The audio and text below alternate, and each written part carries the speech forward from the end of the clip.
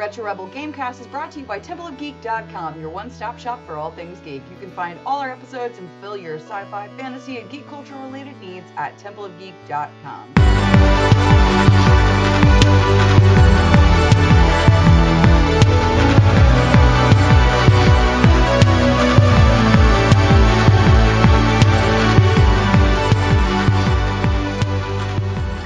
Welcome to the Retro Rebel Gamecast, where we discuss gaming and related topics. Retro Rebel is released Fridays, and you can find this episode and much more by heading to templeofgeek.com or wherever you download your favorite podcasts. You can even find us on Facebook and Instagram at Retro Rebel Podcast for exclusive content and to see what else we're up to.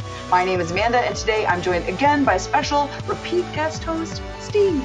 Welcome back, Steve. What's up? I'm back again. Let's go. You're back again. So last week, and literally last week, we talked about the best PS4 games of all time. And then we recorded a part 2, which was unusable. So we are back to re-record part 2 to ensure that you get your content. So once again, we're doing quick little bite-sized 20 to 30 minute podcasts to help you guys digest our content more fully. So let us know what you think about these shorter times. To recap what we talked about last week, so we looked at PlayStation exclusives. We didn't allow games that start off as multi-platform, although it's okay if they become multi-platform in the future. And we allowed in PS3 or PS2 titles that were improved or remastered for the PS4 stroke PS5 because they're now ported over. And last week we talked about, in no particular order, Death Stranding, Bloodborne, The Tomorrow Children, and that soundtrack, God of War, Nioh, Ratchet & Clank, and The Ghosts of Tsushima. And you said that the best game, if someone could only play one of those off that list, they should do Death Stranding. No question about it. Oh, yeah. So for this week, we're going to be talking about a new batch of games, and we are going to kick off with The Last Guardian. Now, this is the boy and the dog sort of dog. The boy and the big thing, yeah. The boy and his Last Guardian trademark.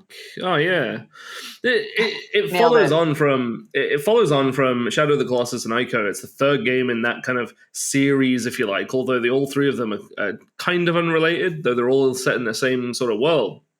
And it's pretty good. It's one of those artsy type games. You know, it was like 12 years in development or something ridiculous. It was a very long time coming, The Last Guardian. And a lot of people were looking forward to it after the success of Shadow of the Colossus, being as that was such a good one. And this one's good too. Anyone can play it. It's one of those accessible games. You know, you got like 3 buttons.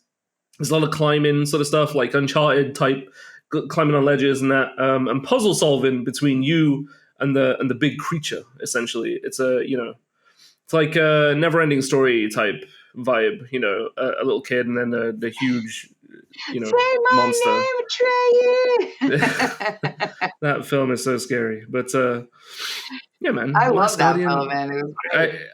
I have a weird obsession with childhood films that are absolutely terrifying. Toy Story, man, absolutely, it's really, really scary. But that's different podcast for that one. Last Guardian, great one, great game. Music's Fabulous. there. Now, also on this list, and you briefly just mentioned it, is Shadow of the Colossus. So what sort of makes these two similar, both worthy of the title, different? Like, why are they both on here?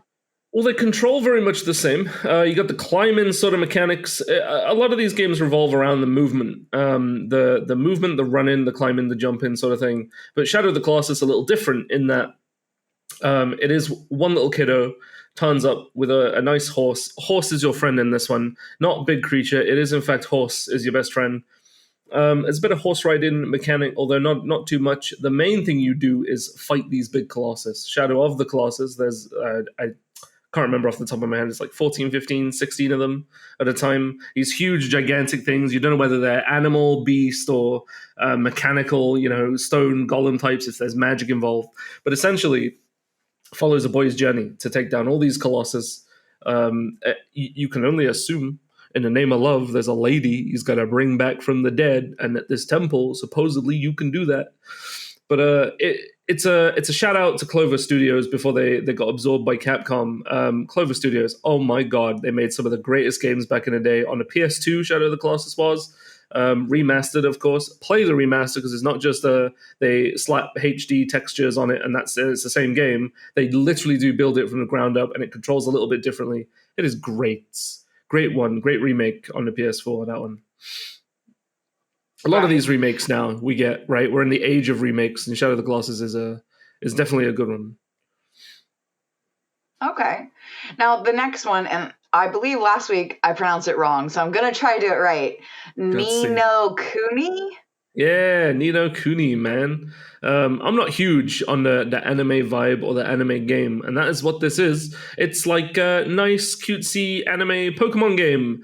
I have had a friend I have had a friend that bangs on about Ni no Kuni every goddamn day I talk to them. And it's a great one, to be honest. I played a little bit. I watched them play through it mostly. But it's Pokemon. It's nice, cutesy anime Pokemon. Got some cool mechanics, but it plays very similar to good old Pokemon. But it's good. That's a good one. The music's there. It looks nice. It's got those soft textures. Yeah, nice one. Nice, good game. I recently played a Pokemon style game on the Xbox, which was Nexomon. Fucking loved it. Thought it was great. Nexomon? Never heard of that one, I've got to be honest. Yeah. I mean, it's basically a exact Pokemon sort of rip. Like, can't put the word mon in anything without harking back a bit, I feel. Cool. I think that's accurate. So number 4 on your list is Journey. So I've not heard of Journey. Whew. Journey, though. There is a big spoiler, and I will avoid it if you have not played Journey, but it has been out for a while now. I believe it came out very close to PS4's launch, if it wasn't the launch game itself. But what a fantastic idea for a game. You just run around and jump, and that's it. You play as a nice little red-cloaked dude in the desert, and you got to run around, do little puzzles and jumping, and it's a pretty lonely game. It starts off quite somber, you get the feeling that it's old ruined civilization in the desert, but halfway through you meet another little red dude and you do a little journey together. Sick. And there's a big twist at the end. They don't tell you at all. You will never guess what the twist is in Journey ever, but it is so good. Austin Wintry on the soundtrack for this one. Great composer. I've had a few conversations with him myself. Said you did a fantastic job. He did another game, a little pixel game with a heist, sort of bank heist sort of vibe. Really good one. Also on the PlayStation. But I can't remember what that one's called. Forgive me off the top of my head. But Austin Wintry on the soundtrack. The graphics are there. The gameplay is very good. Very artsy. Very short as well. It's only about an hour and a half, 2 hours long. And the twist at the end, great one. If you haven't played Journey, you gotta. Right. Okay. I love a quick, accessible game. I think that you could play on like a commute to Newcastle or something. It's now on PC as well, so it's more accessible. But it started out as a launch title. Okay. Now, number 5 on your list is Kena Bridge of Spirits. What's this one about? I can't take this list. So many good. Kena Bridge of Spirits, though. This is such a goddamn obscure one. I gotta be honest. I haven't heard anyone talking about Kena. I've only just recently learned about it myself, despite it being out for about a year and a half, 2 years. It is on the PlayStation. It is on the PlayStation 4. It has only just recently come to PC, I believe, in the last year. But oh my god, if you played Ori and the Blind Forest and you wanted more, this is the game you play. It's a little bit different. It's a 3D game. It's got very Pixar type graphics. Is the only way I can describe it. Looks like a Pixar film. Right. You're this cool little lady that runs around in the woods, and she's got to guide the spirits to the other side. She's a spirit guide. Cool story. Is this the one with the cute little furry looking cute little fat dudes are her friend? So I like these games where you're a dude and you have a little friend. Her little friend is these little fat boys, the Rock Boys, and it is so goddamn good. The soundtrack is there, let me tell you. Music producer I have no idea about, but I will now after having played their game. It is great. Be warned, though, it will kick your ass. This game is super hard. Oh, wow. It projects itself as this cutesy little run around and there's Pixar dudes with big anime eyes. No, this game controls exactly like Dark Souls. There's parries, there's dodge rolls, and you lock on and do the 3D fighting. It controls exactly like Souls. So if you want to get your ass kicked but also have a nice story, this is the one you play. Great one though. Oh my god! If you've never heard of it, to see such cute little fat boys, and then cute little fat boys, yeah. All the time. Cute little fat boys. I'm like, oh, is this the first enemy? Cool. Bang. Instantly dead. Welcome to the fucking game. Like, God, I was what's going on? I got blasted, but great one, though. Like, so good. Hits all bases, in my opinion. That's so funny. Yeah, man. So the next one on your list, I remember from last week, I briefly reminded you that there's actually a sequel to Horizon Zero Dawn, Horizon Forbidden West, which if you haven't played it, you should go and play it because you would love this game if this one is on your list. Yeah, I mean, I guess I got it. I put Horizon Zero Dawn on the list because I didn't know there was a sequel. Last week you told me. Now I know the truth, but I thought it was like DLC or like an expansion, right? Like they did a winter expansion for Horizon Zero Dawn.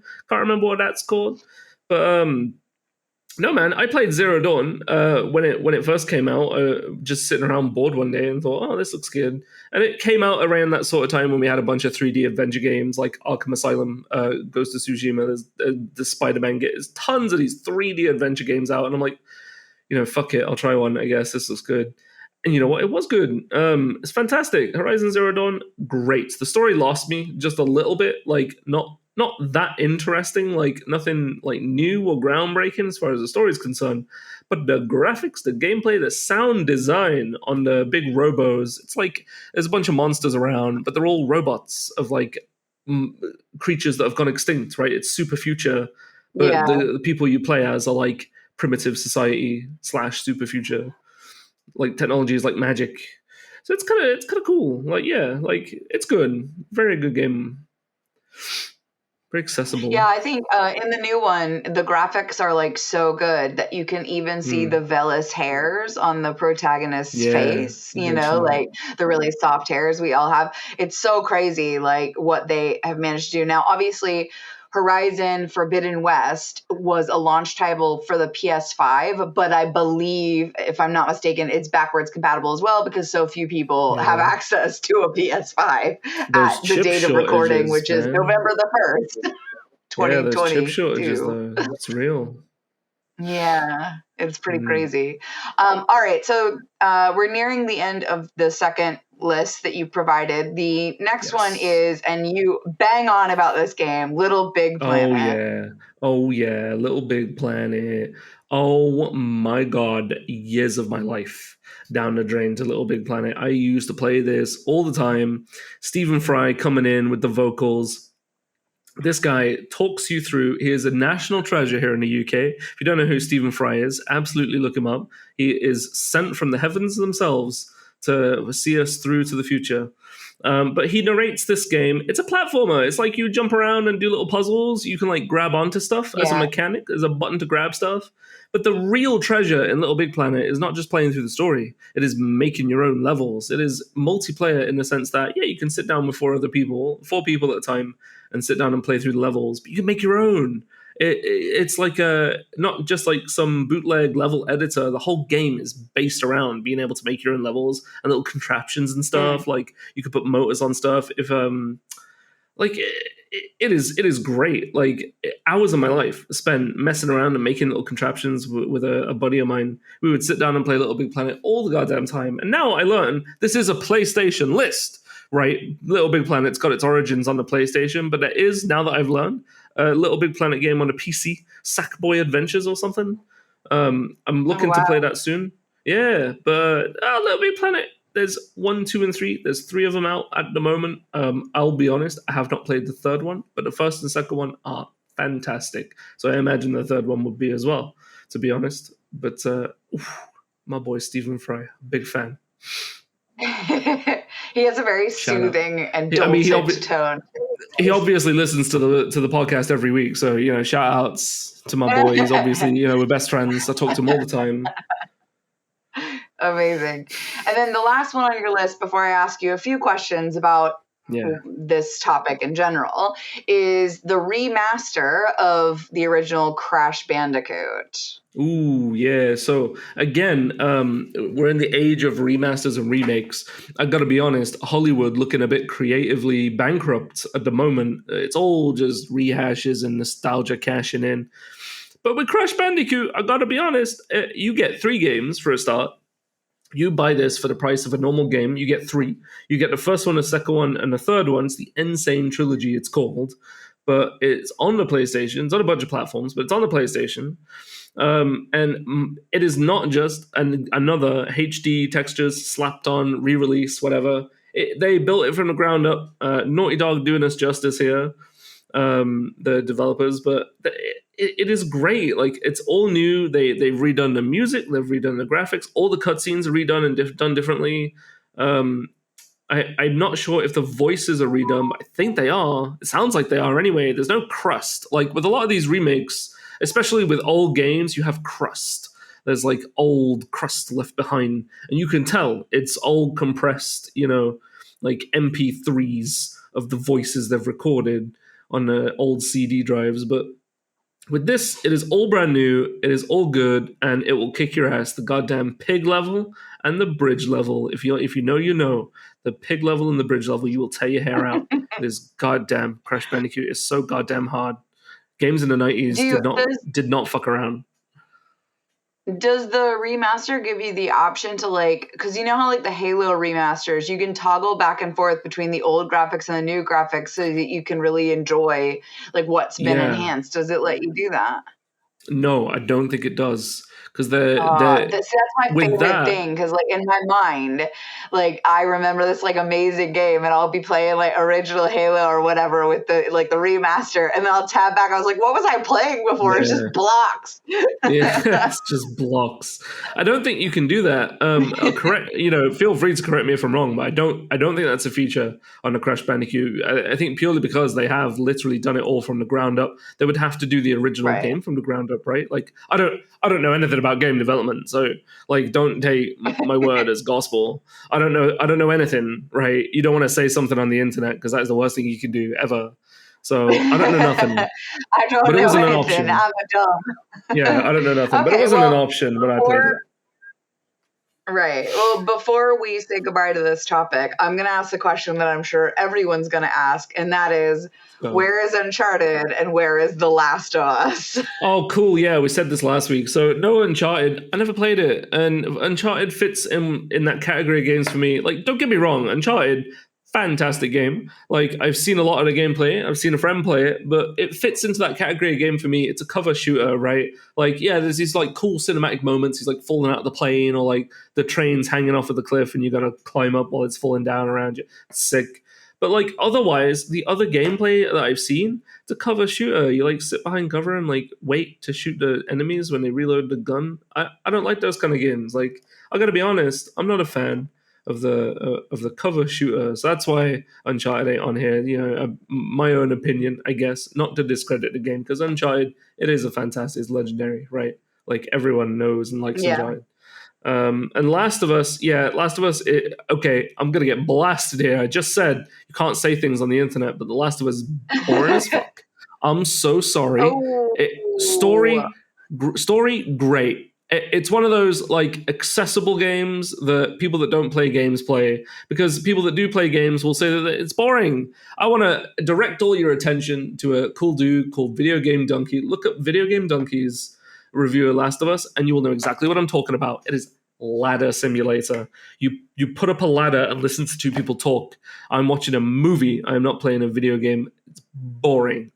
I'm sorry. Last of Us, cool story and everything, yeah. I've watched through the whole game. I've never played it, but I have watched through the whole thing. Cool story, but I'm skipping through the bits where the actual gameplay happens. And I use the term gameplay very loosely, because it's boring. You don't do anything. There's nothing interactive. What's this game got crafting in it for? Why is every game gonna have fucking crafting as a mechanic? It's so pointless. It's arbitrary. It's pointless. There's no stimulation. There's no gameplay. Nah, I wasn't a huge fan. I'll be honest. Last of Us.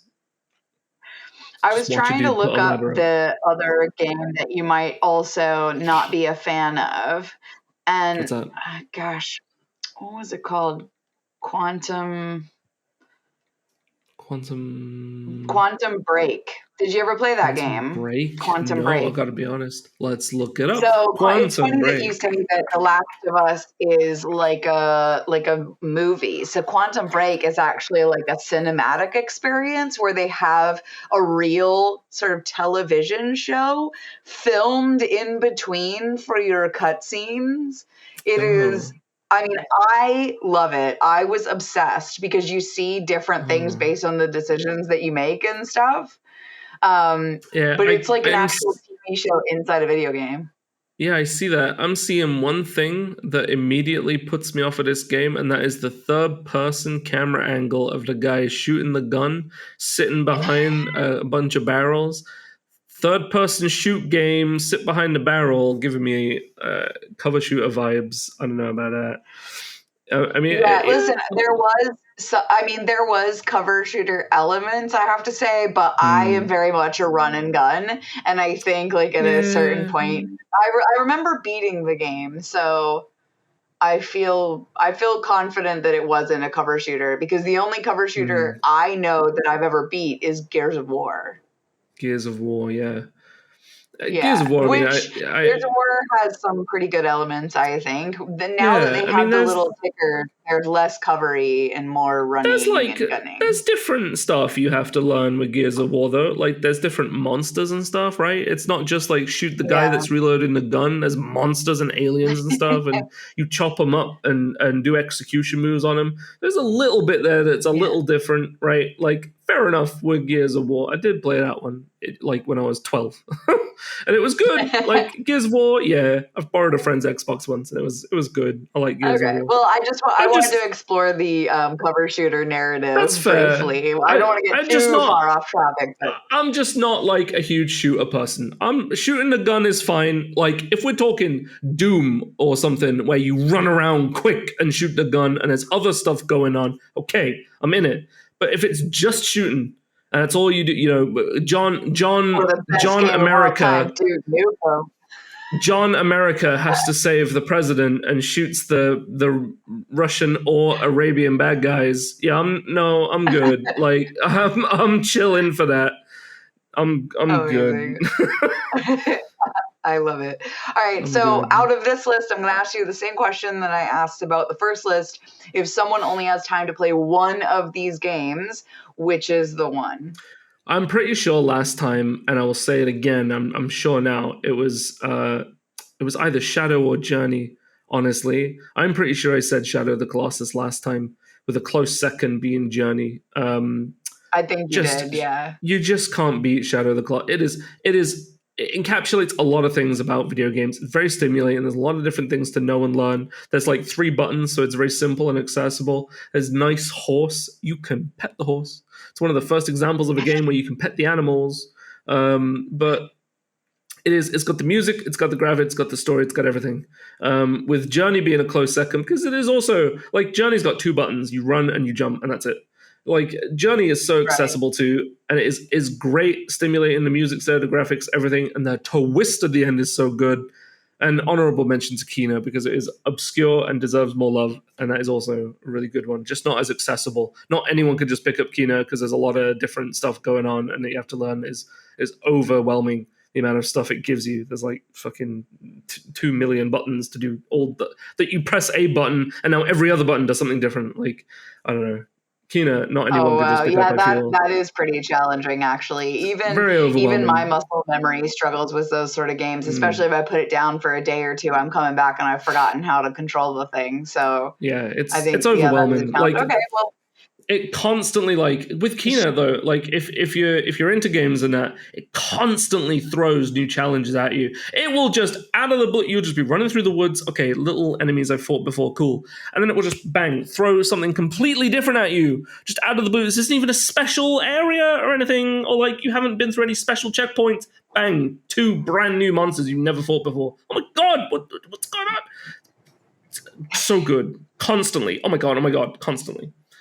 And you got the nice little I boys looking love at you it. the whole time. great. That is, I know. You sent me pictures last week. They're very, very cute. Shadow, Journey, and Kina, all great ones. Okay, but we're saying Shadow of the Colossus. If you only have time for one, that's where to start. Play it. It's good. Okay. Perfect. Well, I think that wraps up this re-recorded episode of Retroable Gamecast. I want to thank Steve for coming back and talking about the same games again and being just as enthusiastic as he was last time. So thanks so much for that. I always got time for Temple Geek. Hell yeah. Oh, thank you. We will add all the notes for this episode on our site, templeofgeek.com. You can add to the discussion, reach out with questions, sound off in the comments, or email us at retrorebel@templeofgeek.com. And if you like what you hear, head over to where you download your podcast and subscribe so that you get each episode as it's released. And please rate us because that really helps our show. But until the next time, we will see you later. Hell yeah. Take care. It's all right.